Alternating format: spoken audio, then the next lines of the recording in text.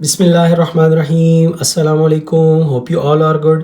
हम पढ़ रहे थे मैथ्स का chapter linear equations and inequalities और आज की वीडियो में हम सॉल्व करेंगे solution of absolute value equations exercise 5.3 और इससे रिलेटेड क्वेश्चंस, और ये भी देखेंगे कि एब्सोल्यूट वैल्यूज़ क्या होती हैं, कॉन्सेप्ट। और एग्ज़ाम के पॉइंट ऑफ व्यू से आज का टॉपिक और एक्सरसाइज हमारी काफ़ी इंपॉर्टेंट है क्योंकि स्टूडेंट को काफ़ी कन्फ्यूजन रहती है एब्सोल्यूट वैल्यूज़ के हवाले से, मॉड के हवाले से, स्पेशली जब नेगेटिव आ जाएं तो इसका मतलब क्या होता है। एक छोटी सी बात कि अगर आप वीडियो को ध्यान से कम्प्लीटली देखेंगे तो आई कैन गारंटी यू कि इस वीडियो के एंड तक आपको एब्सोल्यूट वैल्यू इक्वेशंस कम्प्लीटली समझ आ जाएंगे और आप कॉन्फिडेंटली एग्ज़ाम में क्वेश्चंस को अटैम्प्ट करेंगे। चलिए स्टार्ट करते हैं। सबसे पहले एब्सोल्यूट वैल्यूज़ क्या होती हैं और उनको हम कैसे रिप्रेजेंट करते हैं। एब्सोल्यूट वैल्यूज़ बेसिकली हमारे पास डिस्टेंस होता है from zero on the number line, यानी एब्सोल्यूट वैल्यू का मतलब होगा कि ज़ीरो से नंबर लाइन के ऊपर कितना दूर है। फॉर एग्जांपल एक पॉइंट यहाँ पर है, अब एब्सोल्यूट वैल्यू का मतलब होगा ज़ीरो से ये कितना दूर है, तो मुझे पता है कि ये ज़ीरो से 3 यानी दूर है नंबर लाइन के ऊपर, तो इसको मैं लिख दूंगा ऐसे, यानी शो करते हैं जब मॉड डाल देते हैं, मॉड के सिंबल हैं, इसको एब्सोल्यूट वैल्यू बार्स भी कहते हैं आप। और आप जब एब्सोल्यूट वैल्यू बार के अंदर लिख देते हैं, यानी इसका क्या मतलब है, इसका मतलब ये है कि हमने अब डिस्टेंस मेजर कर लिया है ज़ीरो से, ठीक है। यानी इसके अंदर अब ये अगर मैं इस 3 को लिखूँ एब्सोल्यूट वैल्यू बार के अंदर, तो मैं इसको लिखूँगा 3 बार, यानी कि ज़ीरो से लेकर यहाँ तक का जो डिस्टेंस है वो 3 नंबर बनता है, तो मैंने इसको 3 बार के अंदर लिख दिया, ठीक है। अगर मैं इस नंबर से यानी नेगेटिव की तरफ देखता हूँ, जो कि बहुत इंपॉर्टेंट है और स्टूडेंट को बेसिकली यहाँ पे कंफ्यूजन होती है कि फिर इसको कैसे लिखना है, तो बेसिकली यहाँ से लेकर यहाँ तक वाला जो नंबर होगा ये मैं लिखूँगा -3 बार। ये बात आपने याद रखनी है, ठीक है, क्योंकि जब मैं इसको ओपन अप करूँगा ना, अब देखें मेरे पास जो डिस्टेंस है ना, ये बात आपने याद रखनी है, क्योंकि जो मेरे पास डिस्टेंस है वो हमेशा पॉजिटिव में होता है। तो जब मैं इस बार को ओपन करूँगा तो इसका आंसर मेरे पास हमेशा +3 आएगा, क्योंकि डिस्टेंस मेरे पास पॉजिटिव होता है। और एब्सोल्यूट वैल्यू का मतलब भी मैंने आपको बताया कि डिस्टेंस, ठीक है, वन वर्ड डिस्टेंस, कहाँ से, ज़ीरो से, तो ज़ीरो से लेकर यहाँ तक का डिस्टेंस तो बेसिकली 3 है, वो तो चेंज नहीं हो रहा ना। लेकिन जब इसको मैं बंद करूंगा, चूंकि वो नंबर -3 था तो -3 में बंद करूंगा, लेकिन जब इस वैल्यू को खोलूंगा तो वो +3 आएगा। और खोलते कैसे हैं कि जब भी आप -3 का मॉड लेते हैं तो आप नेगेटिव ऑफ दैट इस तरह नंबर ले सकते हैं। अगर नेगेटिव हो तो ये माइनस माइनस प्लस हो जाएगा, तो वो इसको ऑटोमेटिकली उस डिस्टेंस को प्लस कर देगा। अगर यही वाला होता तो यानी अगर मैं इसको खोलता इसी तरह जिस तरह मैंने ये खोला है, तो पॉजिटिव का बिल्कुल पॉजिटिव की तरह ही आप इसको खोलते हैं। यानी आप जब मॉड लेते हैं तो आप उसका एक दफ़ा प्लस भी लेते हैं और एक दफ़ा माइनस भी लेते हैं। स्पेशली जब हम इसकी एक्सरसाइज के क्वेश्चंस करेंगे तो हम जब मॉड ओपन करेंगे तो एक दफ़ा प्लस और एक दफ़ा माइनस दोनों लिखेंगे, क्योंकि इसका मतलब ये है x की मॉड का मतलब इज इक्वल टू 5/3 का मतलब ये है कि 5/3 इज द डिस्टेंस। यानी देखें 5/3 का मतलब ये है कि 1.667, ठीक है। इसको ही मैं एक्सप्लेन करता हूँ। अब ये डिस्टेंस था, अब वो डिस्टेंस 1.66, यानी ये जो डिस्टेंस है ये मेरे पास राइट साइड की तरफ भी हो सकता है और लेफ्ट साइड की तरफ भी हो सकता है। इसलिए जब हम इसके फर्स्ट क्वेश्चन को सॉल्व करेंगे तो प्लस और माइनस दोनों लिखेंगे, ठीक है।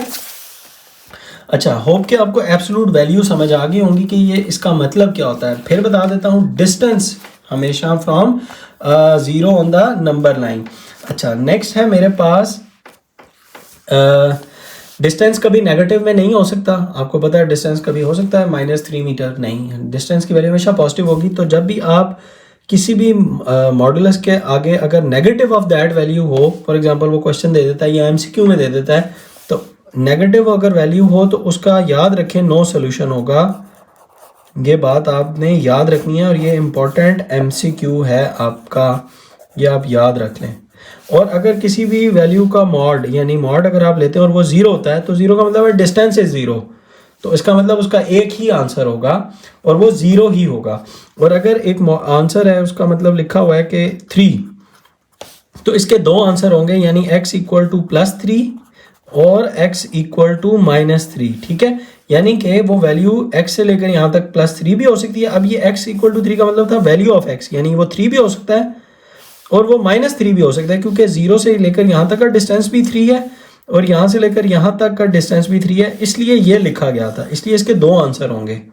सही है, अगर 0 होगा तो एक आंसर होगा, यानी डिस्टेंस ही 0 है और वो पॉइंट ही मतलब यहाँ पे है, और नेगेटिव का मतलब डिस्टेंस हो ही नहीं सकता, और इसका मतलब उसका नो सोल्यूशन, या आप उसको एम्प्टी सेट भी लिख सकते हैं।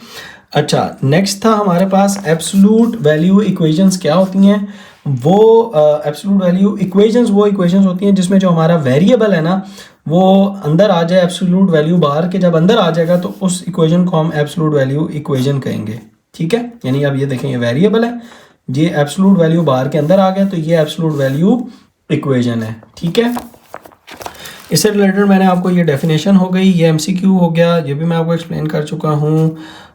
ये भी बता दिया है नेगेटिव का कैसे आपने उसको खोलना है, एब्सोल्यूट वैल्यू इक्वेशंस को बता चुका हूँ। नेगेटिव अगर हो, ये देखें डिस्टेंस, इसका मतलब था नेगेटिव ऑफ 6, इसका डिस्टेंस है 0 से, तो डिस्टेंस तो कभी भी -6 नहीं होता, इसलिए ये देखें no solution, the equation has no solution, has the solution set is empty, no solution, जो मैंने आपको यहाँ पर एक्सप्लेन किया है। नेक्स्ट यहाँ पर भी इसने यही बात की हुई है, ये जेनेरिक इसने बात की हुई है। मेरा काम था आपको इन अल्फाज को आसान अल्फाज में बताना। ये मतलब था पॉजिटिव यानी उसके दो सोल्यूशन, जैसे मैंने आपको ये पहले वाला बताया था, ये यानी +3 और -3, यानी ये जो 3 पॉइंट्स हैं ना, ये 1, 2 और 3, ये समझें ये वाले 3 पॉइंट्स हैं 1, 2 और 3। आप इसको रिलेट कर सकते हैं कि जब k की वैल्यू ग्रेटर दैन 0 हो तो उसके दो सोल्यूशन पॉजिटिव और नेगेटिव। k की वैल्यू ग्रेटर दैन 0 मतलब ये यहाँ पे पॉजिटिव वैल्यू, तो उसके दो सोल्यूशन होंगे +3 और -3। अगर इक्वल टू 0 हो जाए तो एक ही सोल्यूशन होगा और x इक्वल टू 0 ही होगा, मतलब डिस्टेंस ही 0 है। और अगर उसकी वैल्यू -k हो यानी माइनस में हो तो no solution and the solution is in this case is empty. और वो हमारे पास ये केस था, या ये वाली एग्जांपल थी हमारे पास। ठीक है, ये तीसरी वाली। चलिए अब हम स्टार्ट करते हैं solution of absolute value equation. ये सारी एब्सोल्यूट वैल्यू इक्वेशंस हैं क्योंकि x जो वेरिएबल है वो सब के अंदर एब्सोल्यूट वैल्यू बार्स के अंदर आ रहा है। तो हम क्वेश्चन नंबर 1 को सॉल्व करते हैं और इसको देखते भी हैं कि इसका क्या मतलब है। क्वेश्चन नंबर 1 है मेरे पास, एब्सोल्यूट वैल्यू बार्स के अंदर यानी जो डिस्टेंस है वो 5/3 है। अब ये मेरे पास डिस्टेंस था 5/3। अच्छा, अब इसको आपने सॉल्व कैसे करना है। सिंपल, आपने एक तो कॉन्सेप्ट आपको समझ आ गया, दूसरा अब आपने इसको सॉल्व करना है। सिंपल, आप जब इसका मॉड हटाएंगे तो +-5/3 डालेंगे। ठीक है, तो फिर इसको एक दफ़ा x इक्वल टू 5/3 लिख देंगे और एक दफ़ा x इक्वल टू -5/3 लिख देंगे। तो ये आपके पास आ जाएगा इसका सोल्यूशन, और आप इसका सोल्यूशन सेट फिर इस तरह नीचे लिख सकते हैं। Solution set is equal to 5/3 और -5/3। अच्छा, अब रियल लाइन पे इसका क्या मतलब था। ये तो इसने किया था कि टोटल डिस्टेंस ही यानी 1.6 है ना। तो अगर आप रियल लाइन पे देखें तो इसका मतलब ये है कि अगर ये 0 है, ये 1 है, ये 2 है, ये -1 है, ये -2 है, और ये ऐसे आप इसको ज्वाइन कर लें तो 1.6 तकरीबन यहाँ आ रहा है, यानी ये 5/3 और एक यहाँ पे आ रहा है -5/3। अब यहाँ से लेकर यहाँ तक का डिस्टेंस तो 5/3 ही रहना ना, और यहाँ से लेकर यहाँ तक का डिस्टेंस यानी एब्सोल्यूट वैल्यू का मतलब भी 0 से देखना है, तो ये 5/3 ही होगा डिस्टेंस, जो कि ये मतलब था इसका, डिस्टेंस इज 5/3। अब जब पॉइंट ढूंढे तो वो पॉइंट राइट साइड की तरफ 5/3 और जो x -5/3 ये मतलब था इसका। होप कि अब आपको बिल्कुल पिक्चर क्लियर हो गई होगी। अच्छा, अब हम क्वेश्चन नंबर 2, अब हम क्विकली बस क्वेश्चन सॉल्व करते जाते हैं। कॉन्सेप्ट आपका बन चुका है, x + 2 का whole mod equal to 6। Solution x + 2 हटाएंगे तो इक्वल टू +-6 हो जाएगा। एक दफ़ा x + 2 इक्वल टू 6, एक दफ़ा x + 2 इक्वल टू -6। तो जो दूसरी तरफ टर्म होगी सिर्फ उसके ऊपर आपने उसको अलग करना है। तो ये x 6 उधर जाके सब्ट्रैक्ट हो जाएगा, तो ये 4 और ये हो जाएगा x इक्वल टू -6 -2 इज -8, तो सोल्यूशन सेट आपका आ जाएगा 4 और -8। ये था हमारे पास क्वेश्चन नंबर 2। क्वेश्चन नंबर 3 अब देखते हैं कैसे सॉल्व करना है। वो है 5y - 1 का मॉड इक्वल टू 9। सोल्यूशन लिखें, मॉड हटाएं, 5y - 1 इक्वल टू ±9, तो 5y - 1 इक्वल टू 9 और 5y - 1 इक्वल टू -9। ये पेपर को मैं थोड़ा इधर लिख लेता हूँ। अच्छा, अब मेरे पास क्या होगा, 5y equal to 9 + 1 is 10, y equal to 2, और यहाँ से आ जाएगा 5y इक्वल टू -9, -9 + 1 हो जाएगा -8, तो y इक्वल टू हो जाएगा -8/5। ठीक है।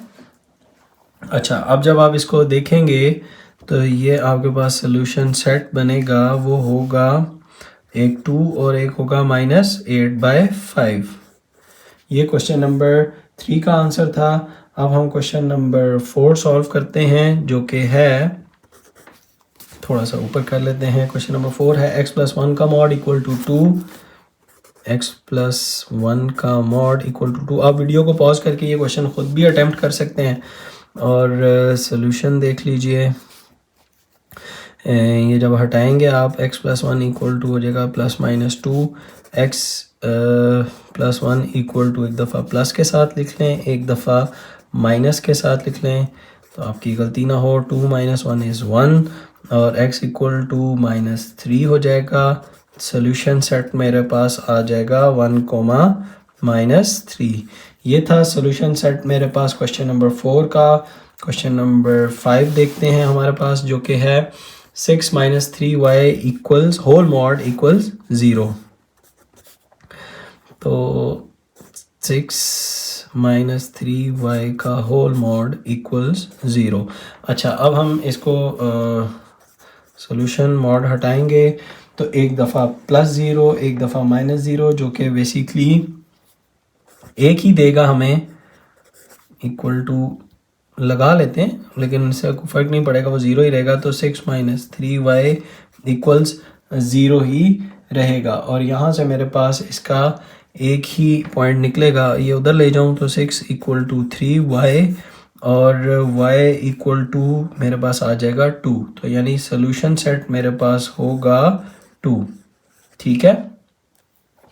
होप कि आपको ये नज़र आ गया होगा और समझ भी आ गया होगा कि अगर 0 हो, ±0, वो एक ही दफ़ा 0 ही रहेगा, तो यानी इसका सोल्यूशन सेट एक ही है। ठीक है।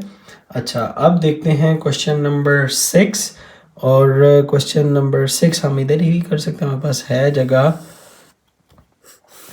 अच्छा, क्वेश्चन नंबर 6 है मेरे पास, और वो है 3 टाइम्स ऑफ z - 2 का मॉड -4 इक्वल्स -2। अगेन, सबसे पहले आपने मॉड हटाने से पहले मॉड की वैल्यूज़ को अकेला करना है। तो वो कैसे अकेला होगा कि आप सबसे पहले 4 को उधर ले जाएंगे, ये 3 टाइम्स ऑफ z - 2 का जो मॉड है, ये -4 उधर चला जाएगा, तो ये -4 वहाँ जाके -2 + 4, 4 - 2 इज़ 2, तो यानी z - 2 जो होगा इक्वल टू 2, और ये जो 3 है, जब ये इधर जाकर डिवाइड होगा तो ये यहाँ पे हो जाएगा 2/3। अब जब मॉड अकेला हो चुका है, अब मैंने मॉड को सेपरेट करना है। अच्छा, अब जब मैं मॉड को सेपरेट करूँगा तो मेरे पास आ जाएगा z - 2, मॉड खोल दिया मैंने, ये मैं ब्रैकेट डाल देता हूँ, गलती से मेरे से हो चुका है, +-2/3।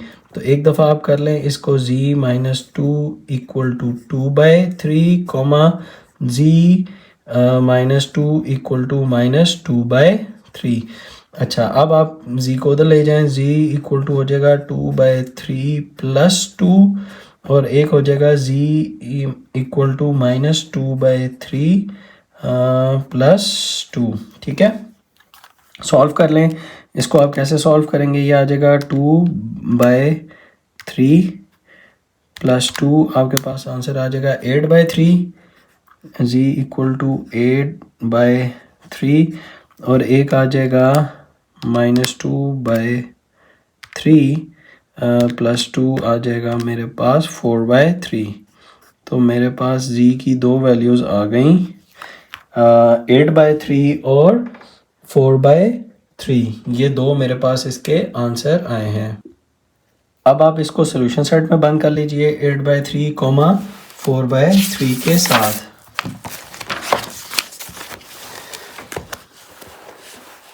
हम यहाँ पे रखते हैं, इसके बाद क्वेश्चन नंबर 7 करना है।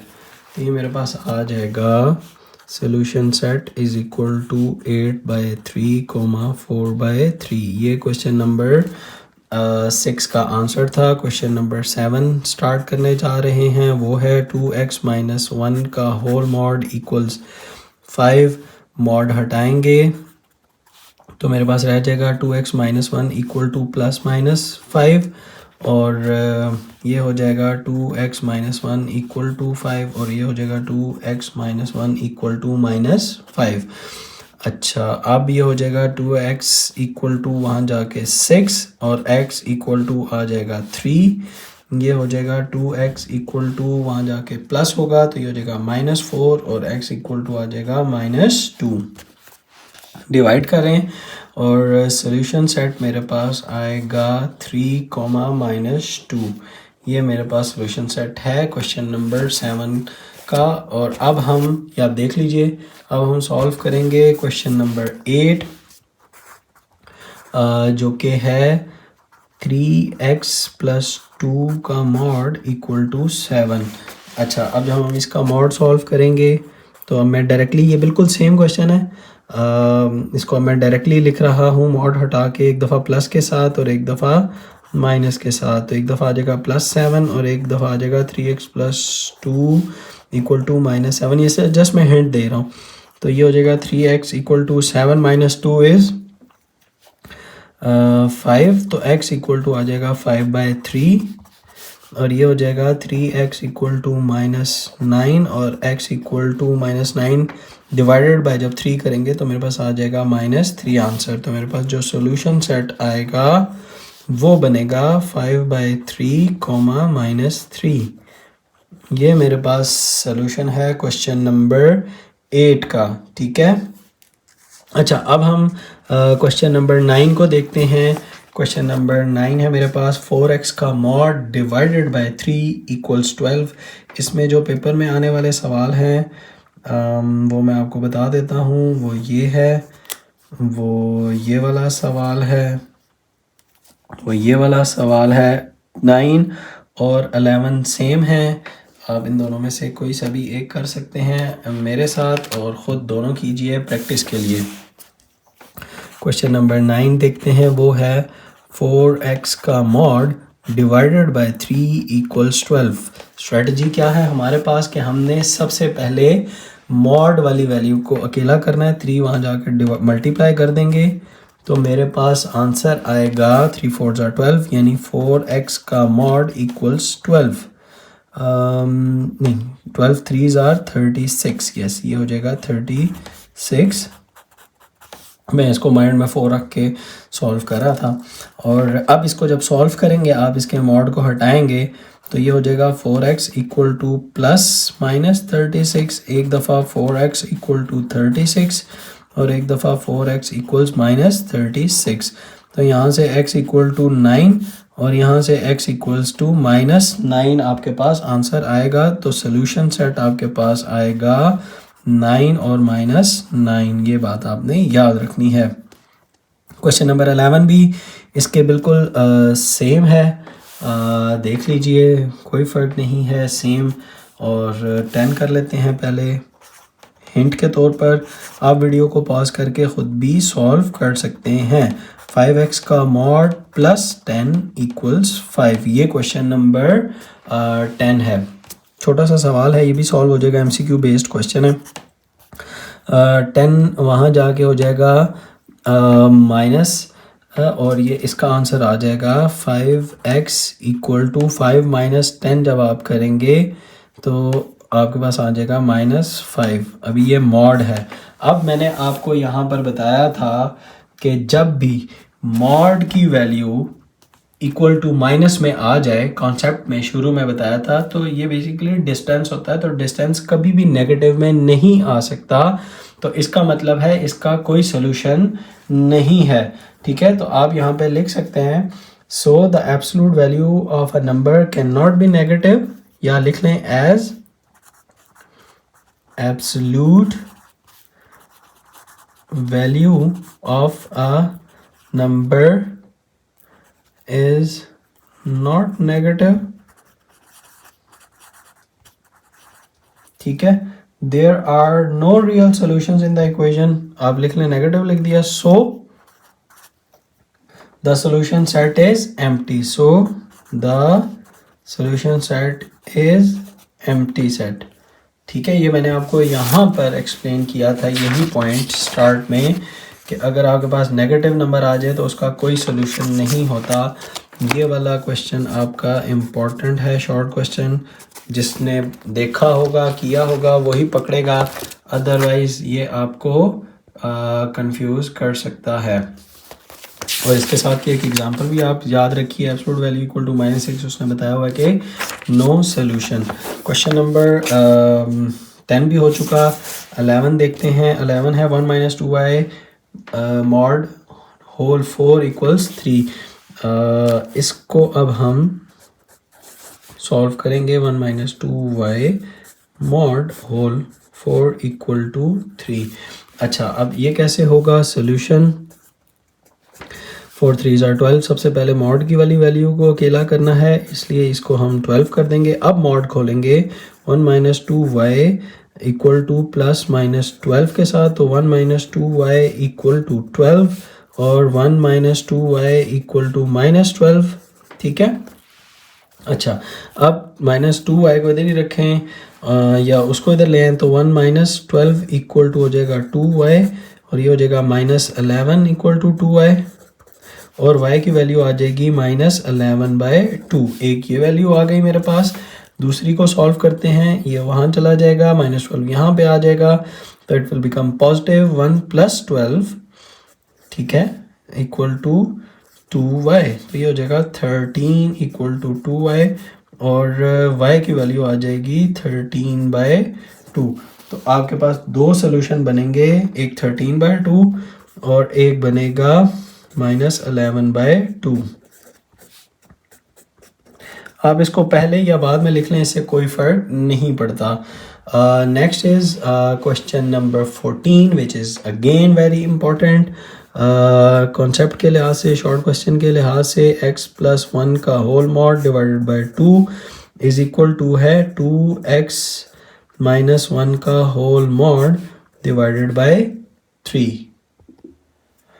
अच्छा, अब यहाँ पे आपने ज़रा देखना है कि दोनों के अंदर जो मॉड्स हैं उनकी वैल्यूज़, यानी अंदर जो इक्वेशंस हैं वो डिफरेंट है। इसमें x + 1 है, इसमें 2x - 1 है, जबकि क्वेश्चन नंबर 14 में आप देखेंगे दोनों सेम है, z + 3 z + 3।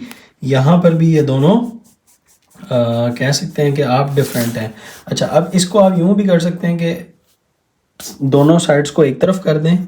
बेटर स्ट्रेटजी तो यही होगी कि आप इन दोनों को एक तरफ करें। मैं आपको इसका दूसरा तरीका भी सिखाता हूँ। तो ये x + 1 का मॉड और ये यानी ये नीचे आ गया पूरा, यानी 2x - 1 का होल मॉड = ये हो गया 2/3।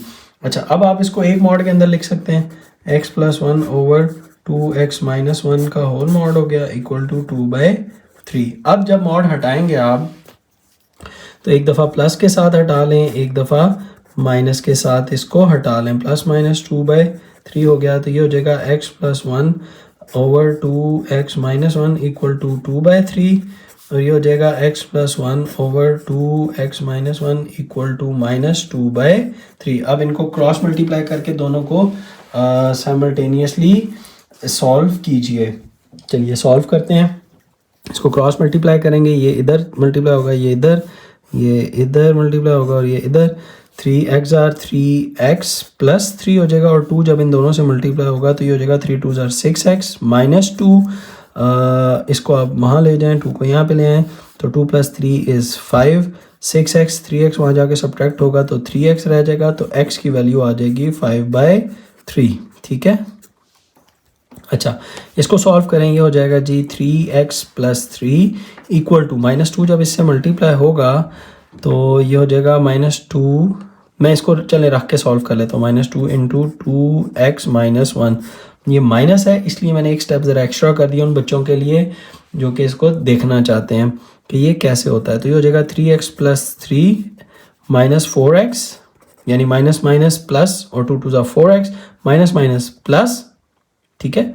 ये था माइनस प्लस माइनस, ठीक है। और ये माइनस माइनस प्लस जो मैंने आपको रूल सिखाए थे इस चैप्टर के फर्स्ट एक्सरसाइज के अंदर, वो भी आप रूल सीख सकते हैं कि वो कैसे बिहेव करते हैं। तो ये -2 इज +2, लेकिन करना आपने मल्टीप्लाई है, ठीक है। अब 4x को उठा के आप इधर ले आए तो ये 3x प्लस 4x हो जाएगा, तो ये 7x हो जाएगा, और ये जो 3 है वहाँ जाके सब्ट्रैक्ट हो जाएगा, तो 2 - 3 यानी x will be equal to -1/7। आपके पास आंसर आ जाएगा। अब आपके दो सोल्यूशन सेट बनेंगे और एक होगा 5/3 -1/7। अच्छा, इसका एक तरीका और भी होता है कि आप इसको ना बस क्रॉस मल्टीप्लाई करके 2 को इसके साथ 3 को इसके साथ करके और आप इसको ना सॉल्व कर लें, खोल लें यानी मॉड को, और वो खुलेगा इस तरह जो अभी हम नेक्स्ट क्वेश्चन में खोलेंगे। तो एक के साथ प्लस माइनस लगा देते हैं और एक को एज इट इज़ ही छोड़ देते हैं हम। तो वो तरीका थोड़ा सा सही नहीं होता, तो उसके लिए हम ना यही तरीका ज़्यादा बेहतर है, ठीक है।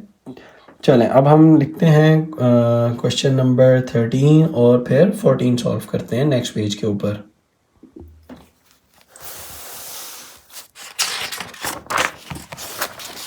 Question number 13 is again important question. याद रखिए बिल्कुल 12 की तरह, लेकिन 12 और 13 में एक फ़र्क था कि दूसरी तरफ जब हमने इन दोनों को एक नंबर के साथ किया था ना, तो दूसरी तरफ मेरे पास एक नंबर आ रहा था, यानी ये था 5x माइनस 3 का mod equal to x plus 7 का मॉड। आप इसको बिल्कुल डिवाइडेड बाय करके, यानी एक तरफ आप डिवाइड कर दें और इसको बिल्कुल इस तरह ही जैसे हमने एक बनाया था, एक मॉड के अंदर लिखा था, जब आप डिवाइड करेंगे तो इक्वल टू इधर 1 रह जाएगा, तो प्लस माइनस 1 करके भी आप इसको सॉल्व कर सकते हैं।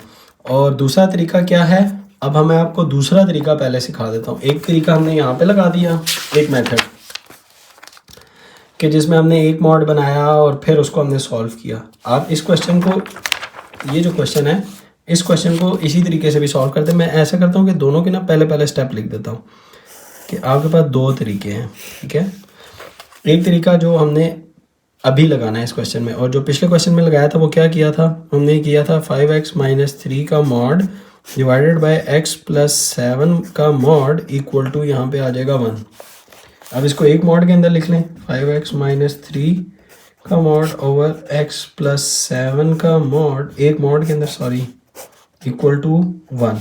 अब जब आप इसका खोलेंगे मॉड, ये हो जाएगा 5x minus 3 over x plus 7 equal two plus minus 1। एक तो ये तरीका, इसको चलाएं, आपके दो आंसर मिल जाएंगे। दूसरा क्या तरीका है जो अभी मैं आपको सिखाना चाहता हूँ, जस्ट टू मेक श्योर कि आपको ज़रा प्रैक्टिस हो जाए, और ये वाला जो तरीका अभी करेंगे या पिछले क्वेश्चन में भी अप्लाई कर सकते हैं।